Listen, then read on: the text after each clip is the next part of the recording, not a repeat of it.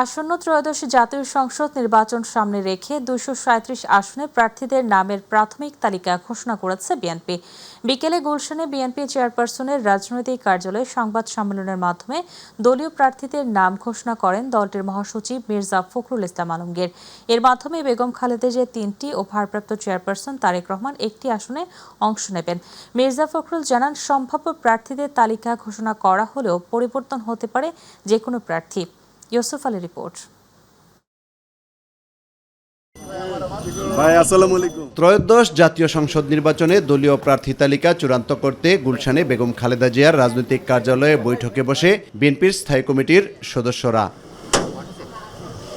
দুপুর 12টা থেকে বিকেল 5:30টা পর্যন্ত বৈঠক করে 237 জনের প্রাথমিক তালিকা প্রস্তুত করা হয়।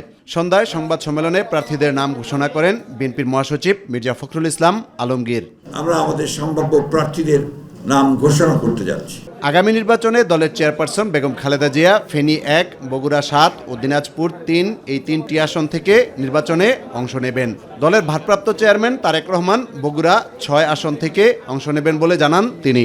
বগুড়া 6 তারেক রহমান, দিনাজপুর সদর থেকে বেগম খালেদা জিয়া। মির্জা ফখরুল বলেন, যেসব আসনে প্রার্থী দেয়া হয়নি সেগুলো পরে ঘোষণা করা হবে। এর বাইরে কিছু আসন শরিকদের ছাড়া হবে।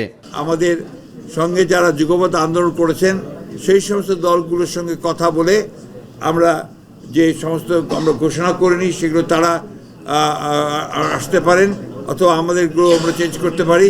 এই কথাগুলো খুব পরিষ্কার করে জানিয়ে দিচ্ছি আমি। প্রাথমিক বাছাই থেকে দলের সর্বোচ্চ নীতি নির্ধারণী ফোরাম যে কোনো তালিকা চাইলে বাতিল করতে পারবে বলেও জানান বিএনপির মহাসচিব মির্জা ফখরুল ইসলাম আলমগীর। আমি আবারও বলছি যে এটা হচ্ছে আমাদের সম্ভাব্য প্রার্থী তালিকা, এর মধ্যেও কিন্তু পরিবর্তন হতে পারে। আমরা বিশেষ করে আমাদের যুগপৎ আন্দোলনে যারা শরিক দলগুলো আছেন তাদের সঙ্গে আলোচনার ভিত্তিতে আমরা এই পরিবর্তনগুলো আনতে পারি, অথবা যদি স্ট্যান্ডিং কমিটি মনে করে, পার্লামেন্টারি বোর্ড মনে করে তারা কোনো আসনে পরিবর্তন আনবেন, সেটা নিঃসন্দেহে যে নিয়মগুলো আছে সেই নিয়মগুলো মেনে আমরা সেইভাবে আমরা পরিবর্তন নিয়ে আসবো। ইউসুফ আলী, মাই টিভি, ঢাকা। গণভোট নিয়ে ফ্যাসিবাদ বিরোধী রাজনৈতিক দলগুলোকে পরামর্শ করে 1 সপ্তাহের মধ্যে ঐক্যবদ্ধ সিদ্ধান্ত জানানোর আহ্বান জানিয়েছে অন্তর্বর্তী সরকার। অন্যথায় সরকার এ ব্যাপারে সিদ্ধান্ত নেবে বলে জানিয়েছেন আইন উপদেষ্টা আসিফ নজরুল। দুপুরে প্রধান উপদেষ্টা রাষ্ট্রীয় অতিথি ভবন যমুনায় উপদেষ্টা পরিষদের জরুরি বৈঠক শেষে একথা জানান তিনি। বলেন, অতীতে অনেক সংকট ফ্যাসিবাদ বিরোধী রাজনৈতিক দল নিজেরা সমাধান করেছে, এখনও তারা একটি সিদ্ধান্তে আসতে পারবে। মাহবুব সৈকতের রিপোর্ট। রাষ্ট্র সংস্কারের লক্ষ্যে ফ্যাসিবাদ বিরোধী 35টি রাজনৈতিক দল ও জোটকে নিয়ে দফায় দফায় সর্বমোট 47 কর্মদিবস সভা করে জাতীয় ঐকমত্য কমিশন। বাস্তবায়নের পন্থা নিয়ে মতভিন্নতা থাকলেও গেল 17 অক্টোবর জাতীয় সংসদের দক্ষিণ প্লাজায় প্রধান উপদেষ্টা প্রফেসর ড. মোহাম্মদ ইউনূসের নেতৃত্বে জুলাই সনদে স্বাক্ষর করেন অধিকাংশ রাজনৈতিক দল। পরবর্তীতে 28 অক্টোবর সংস্কার প্রস্তাবনা এবং জুলাই সনদ বাস্তবায়নের সুপারিশ প্রধান উপদেষ্টার কাছে জমা দেন ঐকমত্য কমিশন। এর পরপরই সুপারিশ নিয়ে দলীয় অবস্থান তুলে ধরেন প্রধানতম রাজনৈতিক দলগুলো। স্বয়ংক্রিয়ভাবে সংবিধানে অন্তর্ভুক্ত হবে, যা সম্পূর্ণ অযৌক্তিক, উদ্দেশ্য প্রণোদিত ও হাস্যকর। জুলাই সনদ বাস্তবায়নের আদেশ জারি করুন, নভেম্বরে গণভোট দিন। এমনই প্রেক্ষাপটে প্রধান উপদেষ্টা প্রফেসর ড. মোহাম্মদ ইউনূসের সভাপতিত্বে তার কার্যালয়ে অনুষ্ঠিত হয় উপদেষ্টা পরিষদের বিশেষ বৈঠক। পরে এ নিয়ে গণমাধ্যমের মুখোমুখি হন উপদেষ্টা পরিষদের 3 সদস্য। উপদেষ্টা পরিষদের সভায় ঐকমত্য কমিশনের প্রস্তাবিত জুলাই জাতীয় সনদ সংবিধান সংস্কার আদেশ চূড়ান্তকরণ এবং এতে উল্লেখিত গণভোট আয়োজন ও গণভোটের বিষয়বস্তু নিয়ে আলোচনা করা হয়। প্রশ্নোত্তর এবং লিখিত বক্তব্যে আইন উপদেষ্টা প্রফেসর আসিফ নজরুল জানান, জুলাই সনদের বাস্তবায়নের সুপারিশ নিয়ে যে সংকট তৈরি হয়েছে তার নিরসনে রাজনৈতিক দলের উপরই ভার ছেড়েছেন উপদেষ্টা পরিষদ। গণভোট কবে অনুষ্ঠিত হবে, গণভোটের বিষয়বস্তু কি হবে, জুলাই সনদে বর্ণিত ভিন্ন মতগুলো প্রসঙ্গে কি পদক্ষেপ নেওয়া হবে, এসব ক্ষেত্রে ফ্যাসিবাদ বিরোধী আন্দোলনের দীর্ঘদিনের মিত্র রাজনৈতিক দলগুলোকে স্বীয় উদ্যোগে নিজেদের মধ্যে আলাপ আলোচনা করে সম্ভাব্য দ্রুততম সময়ে, সম্ভব হলে আগামী 1 সপ্তাহের মধ্যে সরকারকে ঐক্যবদ্ধ দিক নির্দেশনা প্রদান করার আহ্বান জানানো হয়। সপ্তাহান্তে রাজনৈতিক দলের মধ্যে এ নিয়ে কোনো সিদ্ধান্ত না হলে পরবর্তীতে করণীয় কি সে প্রশ্নেরও উত্তর দেন প্রফেসর আসিফ নজরুল। ওনারা যদি ঐক্যবদ্ধ নির্দেশনা না দিতে পারেন, অবশ্যই সরকারের মতো সিদ্ধান্ত নেবে। মাহবুব সৈকত, মাই টিভি, ঢাকা। জুলাই সনদ বাস্তবায়নে আদেশ জারি, নির্বাচনের আগে গণভোট সহ 5 দাবিতে যুগপথ আন্দোলনে থাকা জামাতে ইসলামী সহ 8 ইসলামী ও সমমনা দল 6 নভেম্বর প্রধান উপদেষ্টা ডক্টর মোহাম্মদ ইউনূসের কাছে স্মারকলিপি দেবে। সোমবার দলগুলোর শীর্ষ নেতাদের নিয়ে এক যৌথ সংবাদ সম্মেলনে নতুন এই কর্মসূচি ঘোষণা করেন খেলাফতে মজলিসের আমির মামুনুল হক। দাবি না মানলে 11 নভেম্বর সমাবেশের ডাক দেওয়ার কথাও জানানো হয় সংবাদ সম্মেলনে। এস এম আরিফের রিপোর্ট। জুলাই সনদ বাস্তবায়নে আদেশ জারি, নির্বাচনের আগে গণভোট সহ 5 দাবিতে যুগপথ আন্দোলনের পরবর্তী কর্মসূচি নির্ধারণে রাজধানীর পল্টনে বাংলাদেশ খেলাফত মজলিসের কেন্দ্রীয় কার্যালয়ে বৈঠকে বসে জামায়াত ইসলামী সহ 8 ইসলামী ও সমমনা দল।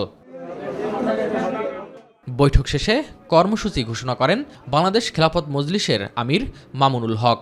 আগামী 6 নভেম্বর বৃহস্পতিবার দিন সকাল 11টায় আমরা প্রধান উপদেষ্টা বরাবর স্মারক প্রদানের লক্ষ্যে গণমিছিল করব। আমরা যদি এর মধ্যে আমাদের এই দাবিগুলোর বিষয়ে যদি সন্তোষজনক কোনো অবস্থান গ্রহণ করা না হয়, অগ্রগতি না হয়, তাহলে সেই ক্ষেত্রে আমরা 11 নভেম্বর রাজধানীতে সমাবেশ করব ইনশাআল্লাহ। এ সময় জুলাই সনদ বাস্তবায়নের সিদ্ধান্ত নিয়ে রাজনৈতিক দলগুলোকে সরকারের 1 সপ্তাহ সময় বেঁধে দেওয়ার বিষয়ে মন্তব্য করেন জামায়াতের নায়েবে আমির ডাক্তার সৈয়দ আব্দুল্লাহ মুহাম্মদ তাহের। আমরা এখন দেখতে চাই মেন স্টেক হোল্ডার মৌলিকভাবে যে সমস্ত দল আছেন তারা এই আহ্বানকে কীভাবে সাড়া দেয়। তো তারাও যদি একইভাবে আমাদের মতো সাড়া দেয় তাহলে আমরা সকলেই বসতে কোনো আপত্তি নেই, এবং বসলেই আমি আশা করি যে একটা রাস্তা বেরিয়ে আসবে ইনশাল্লাহ। গণভোট নিয়ে কূটকৌশল ও ষড়যন্ত্র চলছে বলেও জানান এই জামায়াত নেতা। সনদের জন্য গণভোট অপরিহার্য, এবং এটা আলাদা হইলেই জনমতকে এখানে যাচাই করা যাবে। যদি একসাথে করার যে ষড়যন্ত্রটা বা একটা কূটকৌশল, সেটা হলে আপনারা দেখবেন যে ওই দিন হানা ভোটের ব্যাপারে কারো মনোযোগ থাকবে না। কারোর মনোযোগ থাকবে ধানের শীষ, কারো মনোযোগ থাকবে হাত পাকা, কারো মনোযোগ থাকবে তার নিজস্ব দল। এস এম আরিফ, মাই টিভি, ঢাকা। দেশ সংকটময় মুহূর্তে দাঁড়িয়ে আছে, পরিস্থিতি কোন দিকে যাবে তা আগামী নির্বাচনের উপর নির্ভর করছে বলে মন্তব্য করেছেন প্রধান নির্বাচন কমিশনার এএমএম নাসির উদ্দিন। জাতীয় নির্বাচনে আনসার ভিডিপির ভোট কেন্দ্রের নিরাপত্তা মহড়া ও চতুর্থ ধাপের আনসার কোম্পানি প্লাটুন সদস্যদের প্রশিক্ষণ অনুষ্ঠানে তিনি এই কথা বলেন। সিএসি বলেন, সামাজিক মাধ্যমে অপতথ্য ও এআই এর অপব্যবহার রোধে সেল গঠন করা হয়েছে, সেখানে যে কোনো ঘটনার সঠিক তথ্য যাচাই করা হবে। ভোটের দায়িত্বে নিয়োজিতদের ওপর দেশ নির্মাণের দায়িত্ব পড়েছে বলেও জানান সিএসসি। সোশ্যাল মিডিয়ার মাধ্যমে যে কোনো ধরনের একটা দুর্ঘটনা ঘটা ফেলা সম্ভব এটা, এবং যারা দুষ্ট লোক, যারা সমস্যা সৃষ্টি করতে চায়, তারা এই সুযোগটা নিতে পারে।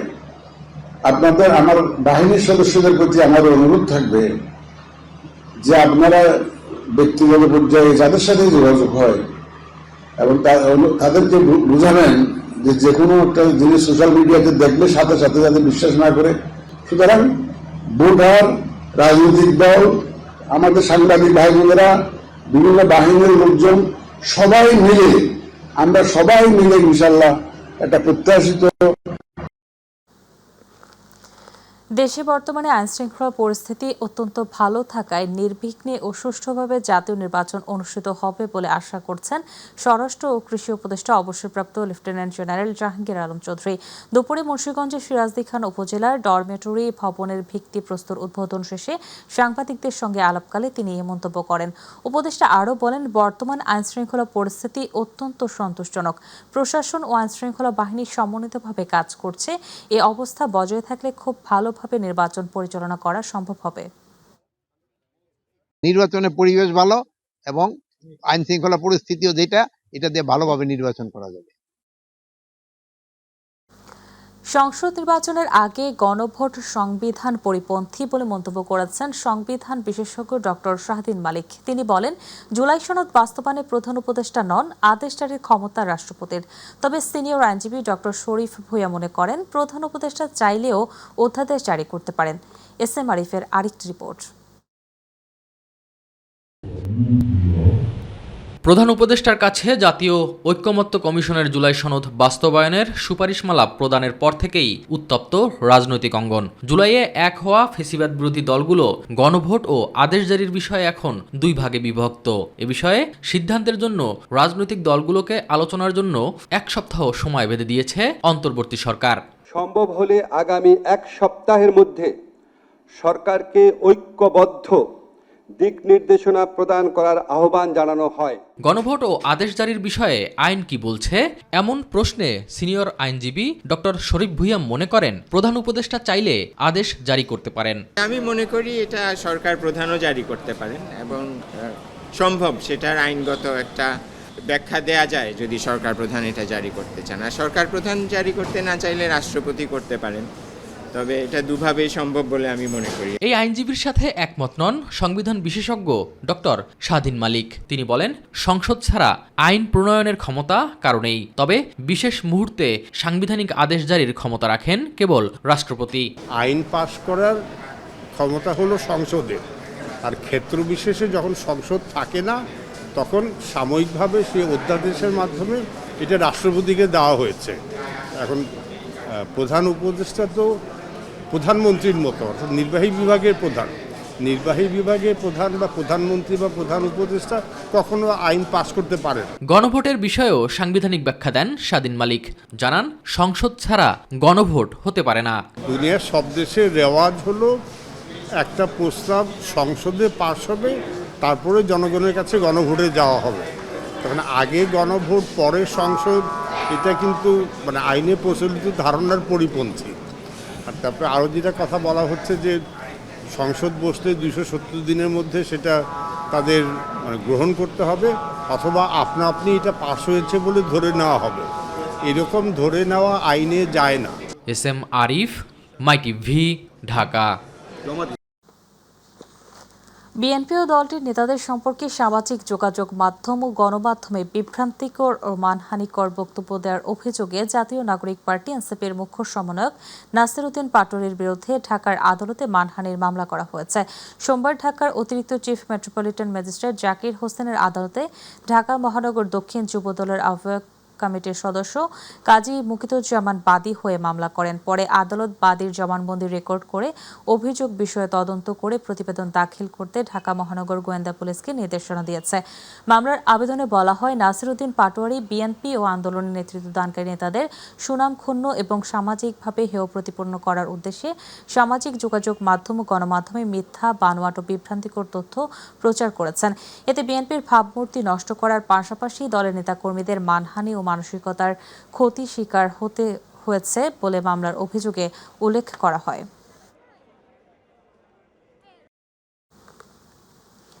জুলাই গণঅভ্যুত্থানে রাজধানীর রামপুরার ছাদের কার্নিশে ঝুলে থাকা আমির হোসেনকে গুলি করা সহ দুজনকে হত্যার ঘটনায় মানবতাবিরোধী অপরাধের মামলায় ডিএমপির সাবেক কমিশনার হাবিবুর রহমান সহ 5 জনের বিরুদ্ধে তৃতীয় দিনের সাক্ষ্য গ্রহণ অনুষ্ঠিত হয়েছে। আন্তর্জাতিক অপরাধ ট্রাইব্যুনাল একের চেয়ারম্যান বিচারপতি মোহাম্মদ গোলাম মুর্তজা মজুমদারের নেতৃত্বাধীন 3 সদস্যের বেঞ্চে এই সাক্ষ্য গ্রহণ হয়। গত 27 অক্টোবর দ্বিতীয় সাক্ষী হিসেবে জবানবন্দি দেন গুলিবিদ্ধ বাশিদ খান মুসার বাবা মোহাম্মদ মুস্তাফিজুর রহমান। ট্রাইব্যুনালে প্রসিকিউশনের পক্ষে শুনানি করেন প্রসিকিউটর গাজী এমএইচ তামিম। সরকারি প্রাথমিক বিদ্যালয়ে সঙ্গীত ও শারীরিক শিক্ষার জন্য নবসৃষ্ট সহকারী শিক্ষক পদ বাতিলের সিদ্ধান্ত নিয়েছে প্রাথমিক ও গণশিক্ষা মন্ত্রণালয়। সোমবার প্রাথমিক ও গণশিক্ষা মন্ত্রণালয় এ বিষয়ে একটি সংশোধিত গেজেট জারি করে। এর মাধ্যমে গত আগস্টে প্রকাশিত সরকারি প্রাথমিক বিদ্যালয় শিক্ষক নিয়োগ বিধিমালা 2025-এ যুক্ত হওয়া নতুন 2টি পদ আনুষ্ঠানিকভাবে বাতিল করা হলো। প্রাথমিক ও গণশিক্ষা মন্ত্রণালয়ের বিদ্যালয় অনুবিভাগের অতিরিক্ত সচিব মাসুদ আক্তার খান গণমাধ্যমকে বলেন, আগেরটিতে 4 ধরনের শিক্ষকের কথা বলা হলেও নতুনটিতে শুধু 2টি ক্যাটাগরি রাখা হয়েছে।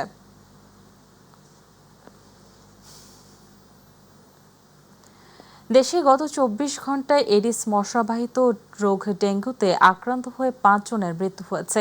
এ নিয়ে চলতি বছরে ডেঙ্গুতে মৃতের সংখ্যা দাঁড়ালো 288। সোমবার স্বাস্থ্য অধিদপ্তরের প্রতিবেদনে এ তথ্য জানানো হয়। এতে বলা হয়, রোববার সকাল 8টা থেকে সোমবার সকাল 8টা পর্যন্ত 1147 জন ডেঙ্গু আক্রান্ত হয়ে হাসপাতালে ভর্তি হয়েছেন। চলতি বছর এখন পর্যন্ত এই রোগটিতে আক্রান্ত হয়ে 72,822 জন হাসপাতালে ভর্তি হয়েছেন। ঢাকার মেট্রো রেলের নকশায় ত্রুটি থাকতে পারে বলে জানিয়েছেন ডিএমটিসিএল এর ব্যবস্থাপনা পরিচালক ফারুক আহমেদ। সকালে রাজধানীর উত্তরায় মেট্রো রেল ডিপোতে আয়োজিত সংবাদ সম্মেলনে এই কথা জানান তিনি।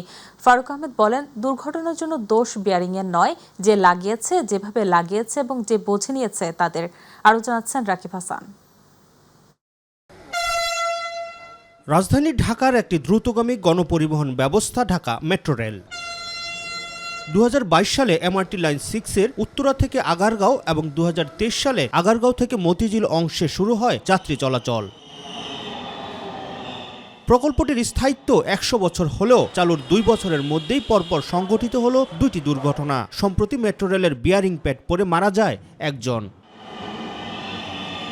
তবে এই দুর্ঘটনার কারণ হিসেবে নকশার ত্রুটি কিংবা সঠিকভাবে প্রকল্প বুঝে না নেয়ার মতো বিভিন্ন কারণ থাকতে পারে বলে মনে করছেন Dhaka mass rapid transit company লিমিটেডের ব্যবস্থাপনা পরিচালক ফারুক আহমেদ। অ্যাক্সিডেন্ট হওয়ার পরের থেকে আমরা সমস্ত পিয়ারগুলি আবার রিভিজিট করেছি, আর আমরা যেগুলিতে আগে নোটিফাই করেছি কিছুটা ডিসপ্লেসমেন্ট হয়েছে উইদিন দ্য টলারেন্স ইভেন, ওইগুলো আবার রিভিজিট করে ব্যারিকেড রাখানোর চেষ্টা করতেছি এবং স্ক্রু করতেছি ইমিডিয়েট মেজার হিসেবে।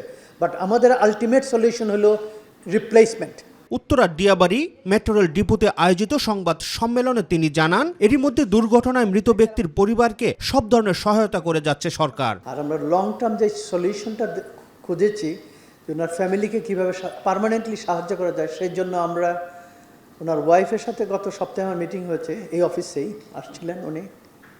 তো ওনার যোগ্যতা অনুযায়ী ইমিডিয়েট একটা চাকরির ব্যবস্থা করা হয়েছে।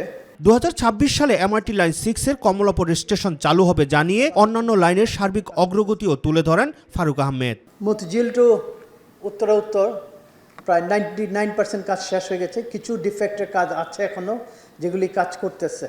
রাকিব হাসান, মাই টিভি, ঢাকা।